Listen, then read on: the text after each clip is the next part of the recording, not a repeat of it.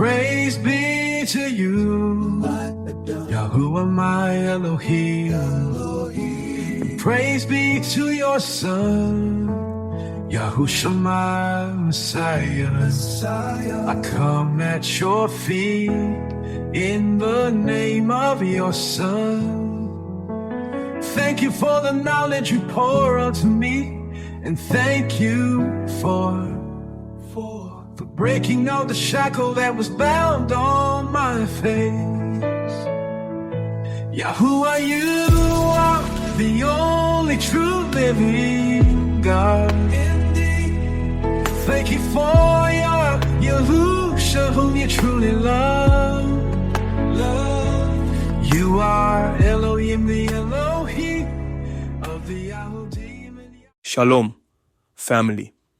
This is Pierre Lidji, your brother from the tribe of Yehuda, coming to you from the Remnant Awakens. I'm grateful you're here with me today, whether you're listening in your car, at work, or maybe just trying to make sense of this wild world we're living in.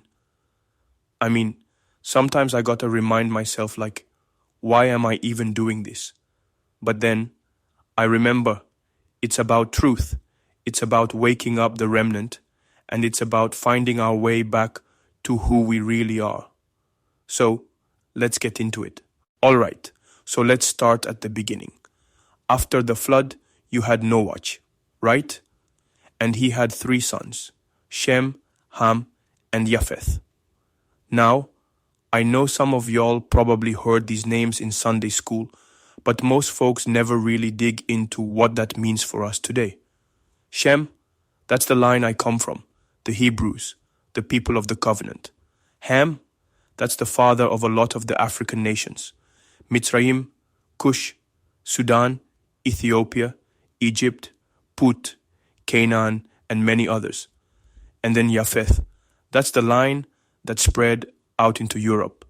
Think Greece, Rome, France, Russia, Ukraine, America, Britain, all that.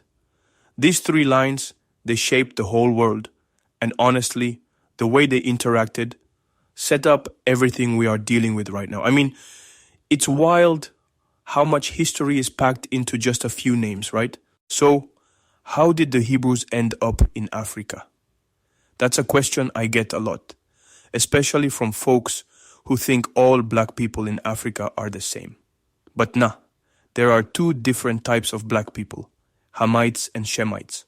After Jerusalem was destroyed in 70 AD by Rome, family, that was a turning point. The Hebrews, my ancestors, they fled for their lives. They ran south into Africa. Many Yehudim, Hebrews, fled into Africa, especially West Africa, to escape Roman persecution. They settled among Hamitic tribes and lived in exile for centuries. They didn't just disappear, they blended in.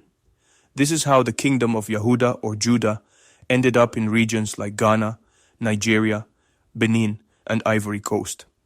Maps from the 1700s even label areas as Kingdom of Wida, which is Yehuda, along the slave coast. They hid among the sons of Ham, but they were still Shemites, still the people of the covenant, just scattered and on the run. And, you know, as we talked about in earlier episodes, that scattering was prophesied. It wasn't random. It was judgment, but also protection, in a way. The Most High always has a plan, even when it looks like chaos. Now, here's where it gets uncomfortable. The sons of Ham, so the people already living in Africa, they started to oppress, envy, and resent the Hebrews living among them because of their prosperity, skills, Torah lifestyle, culture, and kingdom type structures. And because the Hebrews didn't want to assimilate with them and their way of life and beliefs. So they sold them out, literally. They worked with outsiders. They betrayed their brothers. I mean, it's like, you ever have family turn on you? That's what happened on a massive scale. The Hamites saw the Hebrews as outsiders, as a threat, So they helped capture, imprison, and sell the Hebrews to the European Christian slavers. This was a betrayal from Ham to Shem, rooted in ancient tension. Joel chapter 3 verse 6 says, "You sold the children of Yehuda to the Greeks to remove them far from their border." This prophecy describes exactly what happened. And look, I'm not saying every single person did this, but as a people, that's what went down. It's a hard pill to swallow, but we gotta face it if we want healing. And then you got Japhet, the Europeans, Portugal, Spain, Britain, France, the Netherlands, America, all those nations. They show up on the scene and they see an opportunity. They funded and led the Atlantic slave trade. They built ships, ports, and slave markets. They spread Christianity and forced conversion, and invented racial doctrines to justify enslavement. They didn't just want gold or spices. They wanted people. They wanted the Hebrews. So they made deals with the Hamites and with the leaders of the Islamic religion. Don't forget that Muhammad, founder of Islam, whom Hasatan deceived, tortured, and gave him the Quran in the cave, was a Shemite descendant of Ishmael, but not part of the covenant made with Yaakov. They set up the whole transatlantic slave trade. And, it wasn't just about economics. It was about domination, about erasing a people, about breaking the covenant line. The Europeans, they played their part, but they couldn't have done it without help from the inside. That's the ugly truth. And man, when you look at the maps, the records, it's all there. They knew who they were taking. They knew who the Hebrews were, and they knew the famous stories of Yahuwah Elohim, who took them out of Mitzrayim, Egypt, with a mighty hand. But it didn't stop at chains. They also used Hebrew babies as alligator bait, conducted medical and sexual experiments, practiced cannibalism in secret and ritualistic forms. Many historical records show slave owners consuming parts of slaves as medicine. British and French elites using human fat and blood in potions. European nobility preserving mummified body parts of enslaved Hebrews. Deuteronomy chapter 28 verse 68 says, "You shall be sold to your enemies as slaves, and no one will buy you," which means no one will rescue you.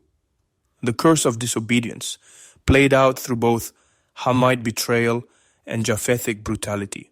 So, why did the world hide all this? Why don't they teach this in school, in church, anywhere? Because the enemy doesn't want the world to know that the Hebrews or Jews are brown and black-skinned people, scattered and still in exile. That the slave trade was not just about labor, it was about erasing a people. That cannibalism was spiritual warfare to consume and desecrate the chosen seed. Christianity was used as a cover. Jesus was forced on slaves. Torah was stripped. Yahuwah's name was banned. The beast system did everything it could to make sure Shem's descendants would never rise again. Baruch chapter 2 verse 30 says, "In the land of their captivity, they shall remember themselves." We are that generation, the ones who remember, the ones who break the chains of lies. And honestly, the whole system falls apart if we wake up. That's why they erased the records, changed the names, told us we were just slaves, just Africans, just property. But we're not. We're Hebrews. We're the children of Shem, the people of Yahuwah. And I might be getting a little fired up, but this is real. This is why the world is the way it is. The enemy doesn't want the world to know that the Hebrews are black and brown like the original Egyptians, scattered and still in exile. That the slave trade wasn't just about labor. It was about erasing a people, breaking the covenant, trying to wipe out the chosen seed of Shem. But Yahweh now says he will judge both Ham and Japheth for what was done. Obadiah chapter 1 verse 15 says, "As you have done, it shall be done to you. Your reward shall return upon your own head." And Isaiah chapter 47 verse 6 says, "I was angry with my people. I polluted my inheritance and gave them into your hand, but you showed them no mercy." Yes, Yahuwah allowed Yashar-el, the Hebrews, to go into captivity for breaking the covenant.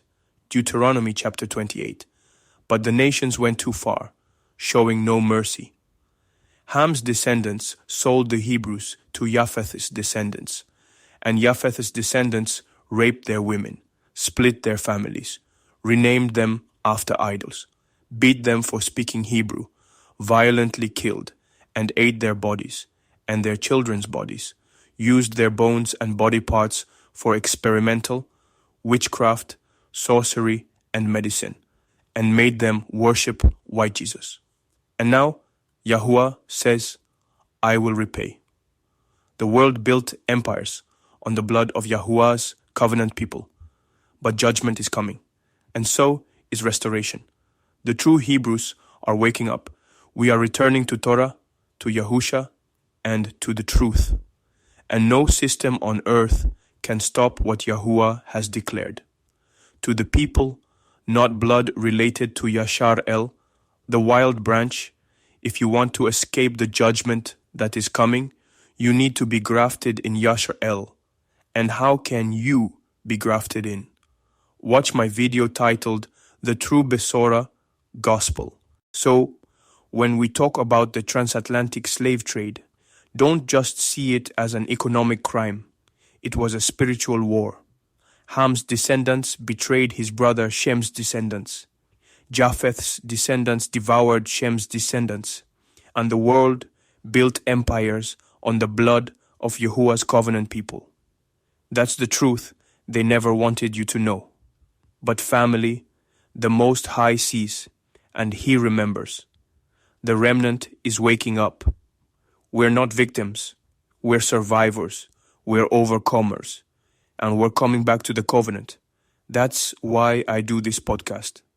That's why it's called The Remnant Awakens. All right, family. That's it for today. I'm Pierre Ligi, your brother from the tribe of Yehuda, and this is The Remnant Awakens. If this message stirred something in you, don't keep it to yourself. Like this video so it reaches more people. Subscribe if you're awakening to truth. And comment below with what stood out to you most.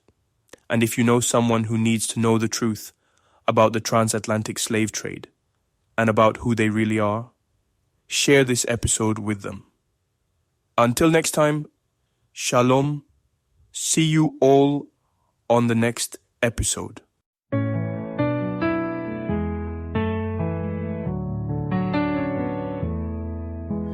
Praise be to you, Yahuwah my Elohim. Praise be to your Son, Yahushua my Messiah. I come at your feet in the name of your Son. Thank you for the knowledge you pour onto me, and thank you for breaking out the shackle that was bound on my face. Yahuwah, you are the only true living God. Thank you for your Yahusha, whom you truly love.